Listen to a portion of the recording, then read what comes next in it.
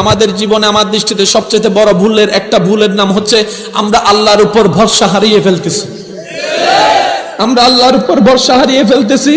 আমরা আল্লাহকে মহব্বত করার মতো, নবীকে মহব্বত করার মতো করতে জানি না, অনুভব করার মতো করতে জানি না, ডাকার মতো ডাকতে জানি না।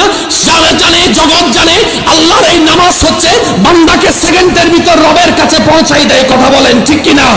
এই নামাজের যতগুলো স্টেপ আছে সবচেয়ে দামি স্টেপের নাম সিজদা। নবী রাহমাতুল লিল আলামিন বলে, বান্দা তোমরা যখন সিজদায় যাও কপালটা মাটিতে লাগে না, রবের রহমতের দরবারে গিয়ে লেগে যায়। সুবহানাল্লাহ। আফসোস আমাদের জন্য, আফসোস ওই সিজদার মধ্যে গিয়ে সুবহানাল্লাহ সুবহান রাব্বিয়াল আলা পড়তে যদি ইমাম একটু দেরি করে পিছন থেকে কাশি দিয়ে মিসকল মারে।